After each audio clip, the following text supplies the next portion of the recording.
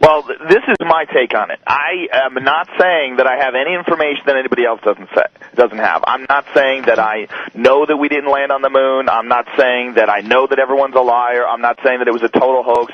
All I'm saying is when I look at all of it, when I look at the photographic evidence, or I look at the fact that we haven't been back since 1972, when I look at the fact that no humans except the Apollo astronauts have ever gone through the Van Allen radiation belt, the fact that no one's even done a flyby around the moon since then, it seems weird to me. When I look at the press conference and I see Buzz Aldrin and Neil Armstrong and Michael Collins nervous and weird and obviously like being deceptive after they came back, I go, what is that? I look at all that stuff. When I look at the video footage that Bart Siegel character, who's clearly out of his mind, for sure. And so is that Renee guy. So are a lot of those guys. But sometimes, occasionally, someone who's clearly out of their mind has a point. If you can sift through all their BS and look at all the crap that they say and run it through a filter, every now and then they'll say something, oh, well, this guy's wrong about almost everything, but is he wrong about that? Now, when I look at that video, and some of the video that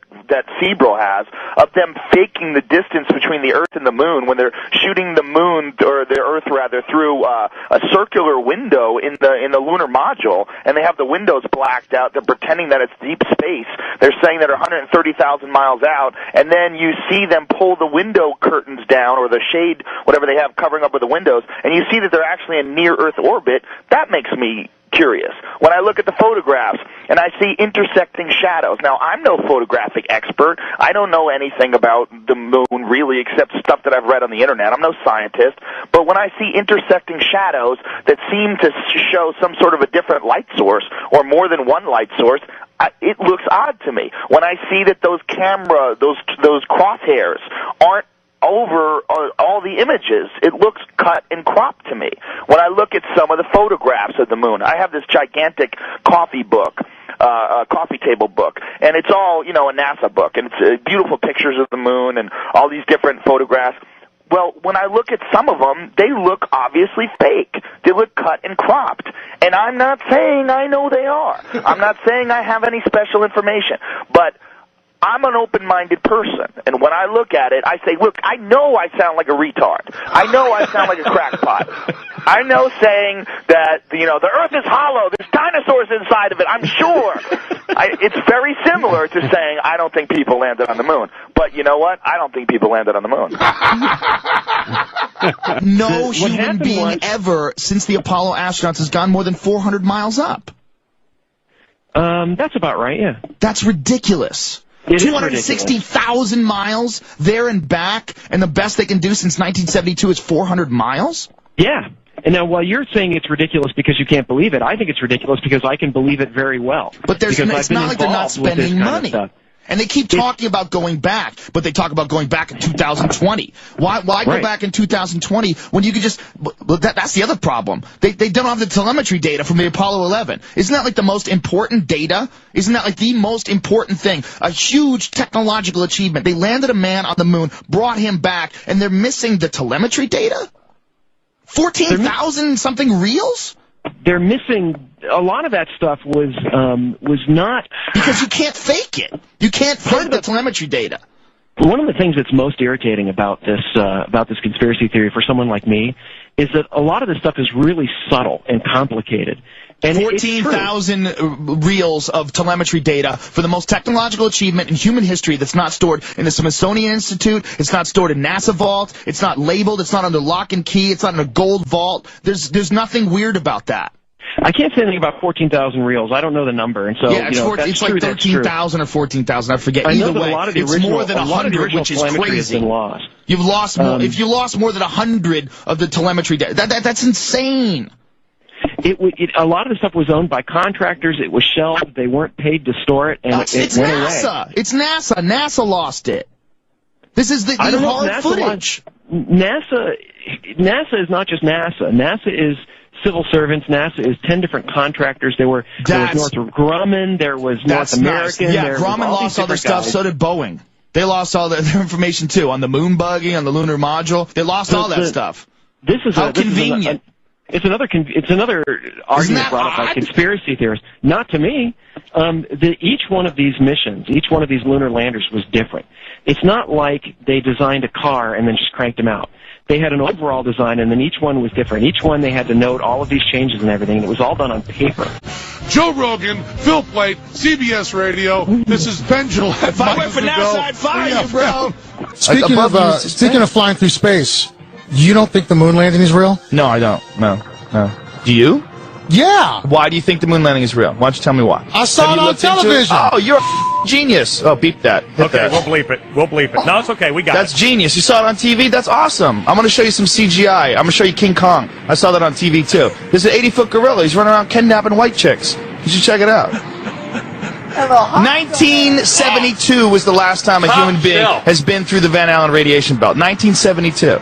That's the last time. There's been only 7 trips ever that human beings have ever gone past 400 miles. Every single space station mission, every space shuttle, every satellite, all of those are inside the protective Van Allen radiation belts, which start at 1,000 miles. They go from 1,000 miles to, depending on who you ask, if you ask NASA, 24,000 miles. If you ask James Van Allen, the guy who discovered it, it's 67,000 miles of intense radiation that's in a gigantic donut band that covers around the Earth. Now, even if you got outside of that band, you have to deal with solar cycles. There's the apex of a 20-year solar cycle was between 1969 and 1972. All the time when these guys are making those missions. Any one of those guys out there in those tiny little aluminum shielded crafts would have been killed instantly during any solar flare. Why fake it? Thank you, Colin. Why not fake it?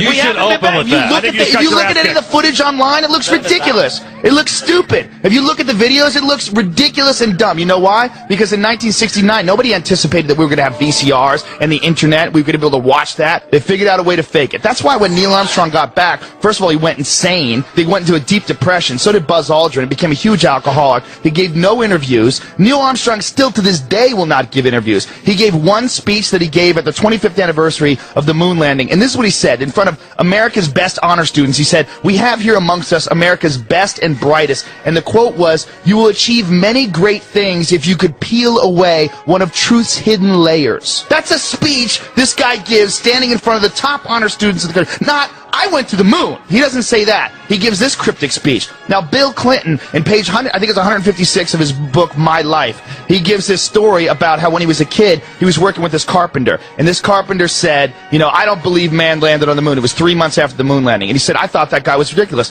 He said, "You know what? I don't believe anything those TV fellows show you." He said, "After 8 years in the White House, I thought maybe that guy was ahead of his time." Wow. This is in Bill Clinton's autobiography. Wow. This is in his book. There's no way people went on the moon. There's no way. By the way, it's impossible today. China wants to go back to the moon. They don't even have a clue how to do it. They're going to try to get there in 2020. America thinks we could possibly go back in 2017.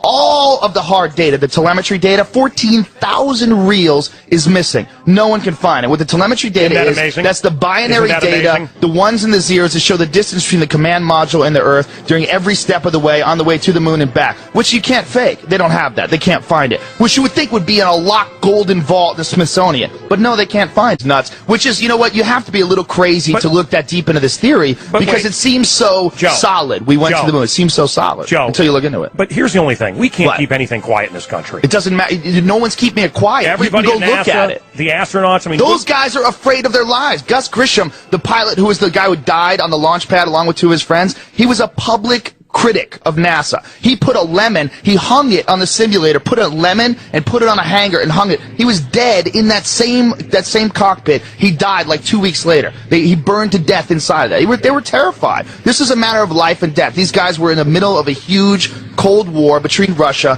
and they wanted to show that America had technological superiority. The race to the moon landing, all that stuff is not about going to the moon and collecting things. It's about military superiority. It's about the ability to do things with military technology. All that stuff they use for NASA, all the stuff they use for the stealth bomber, the space shuttle, all those missions, it's not for philanthropy missions. That's to fuel the military-industrial complex. The machine behind this is all the military. And getting to the moon first is making a statement that we have military technological superiority over Russia, and that's what they did. Is Bigfoot real? I don't know. You tell me.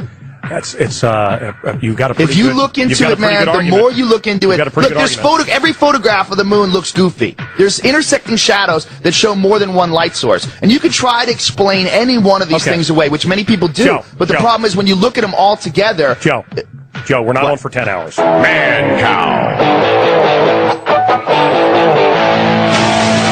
There's no way people went on the moon. There's no way. There's no way people went on the moon.